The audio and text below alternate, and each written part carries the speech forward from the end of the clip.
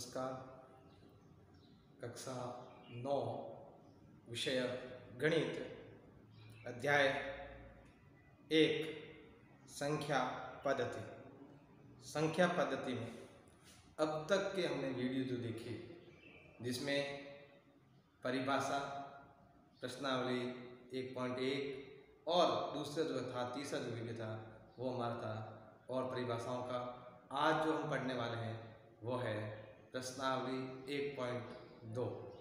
प्रश्नावली 1.2 से पूर्व हमने वास्तविक संख्या के प्रकार अर्थात परिमेय संख्या व अपरिमेय संख्या, पूर्णांक, पूर्ण, प्राकृत, ये सब संख्या की परिभाषाओं के बारे में हमने पढ़ा था अगले वीडियो के अंदर। पिछला जो हमारा वीडियो था कि वास्तविक जो संख्या जो होती है वो परिमेय व अपरिमेय संख्याओं का संग्रह होता है, अर्थात जितने भी प्रकार की जो संख्याएं हैं वो वास्तविक संख्याएं होती है, जिसके अंदर परिमेय संख्या भी आ जाएगी और अपरिमेय संख्या भी आ जाएगी।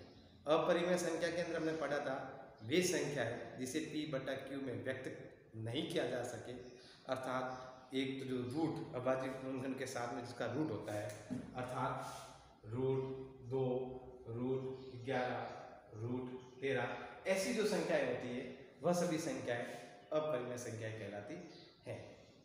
तो आज हमारे प्रश्नावली 1.2 का जो पहला सवाल है कि निम्न कथन सत्य है या असत्य, सत्य है या असत्य, इसको कारण सहित लिखना है। तो पहला सवाल है प्रत्येक अपरिमेय संख्या एक वास्तविक संख्या है क्या, या प्रत्येक अपरिमेय संख्या वास्तविक संख्या होती है।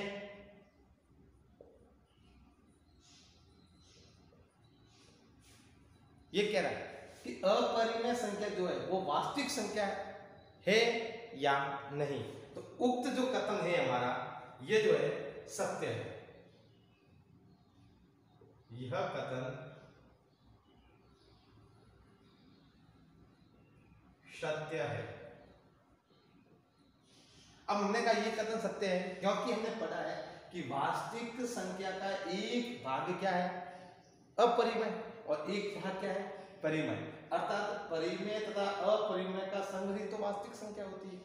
तो अपरिमेय संख्या वास्तविक संख्या हो सकती है परंतु वास्तविक संख्या अपरिमेय नहीं हो सकती क्योंकि इसके दो भाग है, परिमेय और अपरिमेय। इसका कारण हो जाएगा क्योंकि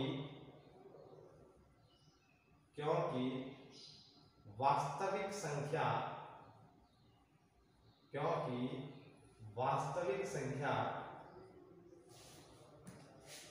परिमेय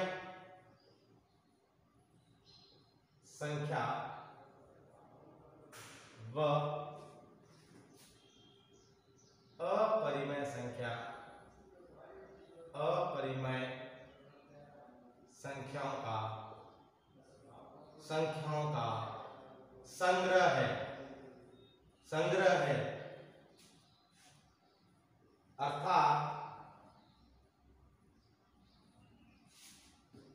अपरिमेय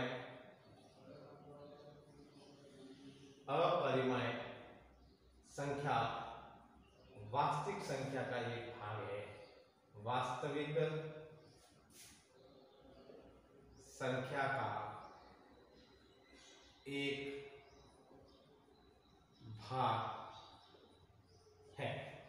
अर्थात हमें यह समझ लेना कि वास्तविक संख्या जो परिमेय और अपरिमेय संख्या का संग्रह है, तो परिमेय संख्या वास्तविक संख्या हो सकती है लेकिन वास्तविक संख्या अपरिमेय संख्या नहीं हो सकती। हमारा ये दूसरा सवाल ठीक इसी प्रकार का है कि प्रत्येक वास्तविक संख्या एक अपरिमेय संख्या होती है। इसका सीधा सा हो जाएगा यह कथन असत्य है, यह कथन असत्य है। कारण के अंदर यही बात अपन लिख सकते हैं कि वास्तविक संख्या परिमेय तथा अपरिमेय संख्याओं का संग्रह है, अर्थात अपरिमेय संख्या वास्तविक संख्याओं का एक भाग है। तो प्रत्येक वास्तविक संख्या अपरिमेय संख्या नहीं हो सकती। तीसरा जो प्रश्न है, संख्या रेखा का प्रत्येक बिंदु √m के रूप में होता है। संख्या रेखा का प्रत्येक बिंदु, संख्या रेखा पर देखो सीधी सी बात बता देते हैं आपको, जो संख्या रेखा होती है हमारी, ये संख्या रेखा मध्य में हमारा शून्य होता है, एक तरफ धनात्मक संख्या होती है और एक तरफ ऋणात्मक संख्याएं भी होती है।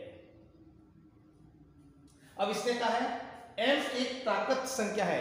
m क्या है? m क्या है? प्राकृत संख्या है। तो प्राकृत संख्या कहां से शुरू होती है? हमने प्राकृत संख्या का जो समूह देखा था कि प्राकृत संख्या जो है, प्राकृत संख्या जो है वो समूह जो होता है वो होता है 1 से लेकर अनंत तक, 1 से लेकर अनंत तक होता है। तो संख्या रेखा पर तो माइनस वाली संख्या भी तो होती है ना, तो जरूर थोड़ी है कि रूट m ही होगा प्रत्येक, यह सत्य नहीं है। तो आप लिख देंगे यह कथन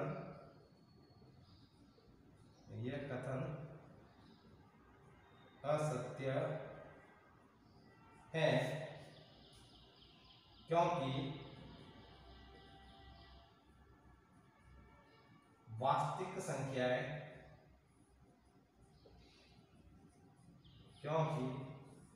वास्तविक संख्याएं -4, -3, -2, 1 संख्या रेखा पर भी स्थित होती है। संख्या रेखा पर है। समझ आ गया ना? ये अपने कहा ना माइनस की संख्या भी संख्या रेखा पर वास्तविक संख्या है, इसलिए यह कथन असत्य है। इसका आप चाहे तो स्क्रीनशॉट ले सकते हैं।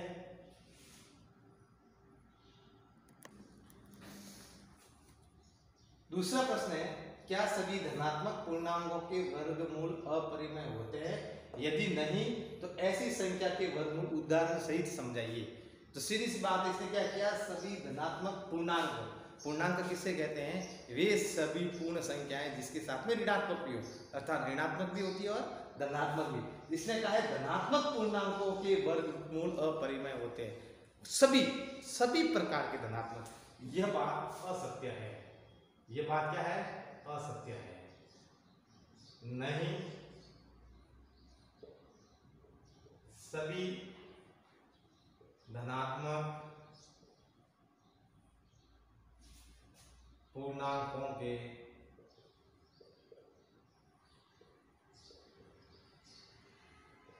वर्गमूल